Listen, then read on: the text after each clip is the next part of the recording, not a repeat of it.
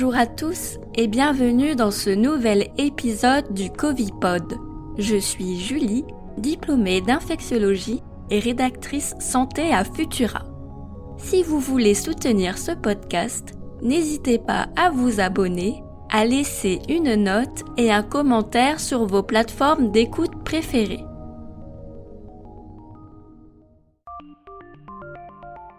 Il a mis entre parenthèses le déconfinement au Royaume-Uni.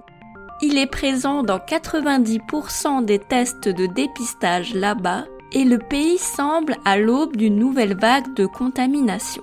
Je parle bien sûr du variant Delta. Il a été identifié pour la première fois à Bombay, en Inde. Considéré comme un variant mineur, il a fini par sortir des frontières indiennes pour s'installer un peu partout dans le monde, mais surtout au Royaume-Uni, où il a supplanté le variant alpha local. Il est depuis considéré comme un variant plus que préoccupant. Son succès épidémique s'explique par ses mutations. Il concentre ce qu'il se fait de mieux en la matière. Il porte la mutation E484Q, qui lui permet d'échapper aux griffes des anticorps neutralisants, et la mutation L452R, qui augmente sa contagiosité. Il est entre 40 et 60% plus contagieux que le variant alpha. Mais ce n'est pas la seule raison qui explique sa propagation rapide dans le monde. Tout d'abord, il a émergé dans un pays très peuplé, l'Inde, et qui, par son histoire, entretient des relations régulières avec le Royaume-Uni, la porte d'entrée pour l'Europe.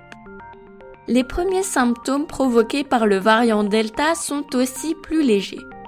Le nez qui coule, les maux de tête et la gorge sèche passent plus facilement inaperçus que la fièvre et l'anosmie. Cependant, cela ne signifie pas que le variant Delta ne provoque pas de forme grave du Covid-19 ou qu'il est moins mortel. En Angleterre, plus de 400 personnes infectées par celui-ci ont été hospitalisées ces derniers temps. Pour le contrer, c'est une véritable course contre la montre qui nous attend. Les vaccins perdent un peu de leur efficacité contre le variant Delta, mais restent la seule arme à notre disposition. Pourtant, le variant a déjà une longueur d'avance. Selon Benjamin Davido, infectiologue à l'hôpital de Garches, il faudrait que 70% de la population soit totalement vaccinée, donc 2 doses, pour faire barrage au variant Delta. C'est le cas pour 60% des Anglais, mais seulement 25% des Français. D'ailleurs, qu'en est-il de la situation dans l'Hexagone ? Pour le moment, les cas de variant Delta identifiés sont peu nombreux, mais cela ne signifie pas qu'ils ne circulent pas de façon active. Si le nombre de cas n'a pas encore explosé comme au Royaume-Uni, on pourrait bien vivre un scénario similaire dans quelques mois. Ce serait alors la 4e vague de l'épidémie. L'enquête flash du 25 mai dernier réalisée par Santé publique France indique que le variant Delta progresse sur le territoire, passant de 0,2 à 1% des dépistages positifs. En Île-de-France, il représente déjà 10% des nouvelles infections. Pour en savoir plus sur le variant Delta, vous pouvez retrouver de nombreux articles sur le sujet dans la rubrique santé de Futura.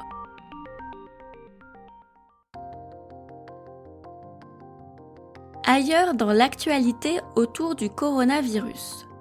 Puisqu'il se multiplie, Santé publique France a changé sa stratégie de dépistage des variants.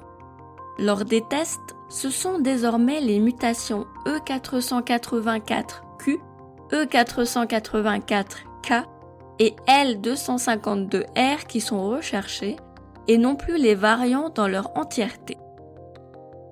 Les goûters d'anniversaire des enfants ont été des foyers de contamination en 2020.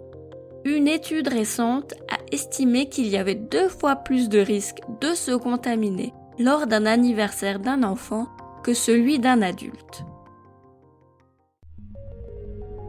Merci d'avoir écouté cet épisode du Covipod.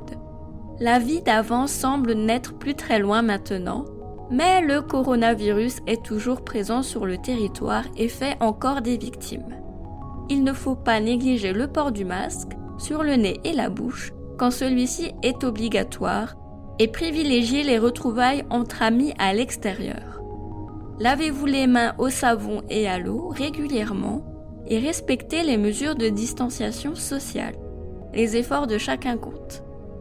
Pour soutenir notre travail et améliorer notre visibilité, abonnez-vous et partagez ce podcast autour de vous. Vous pouvez retrouver toute l'actualité scientifique du coronavirus sur Futura. À très bientôt!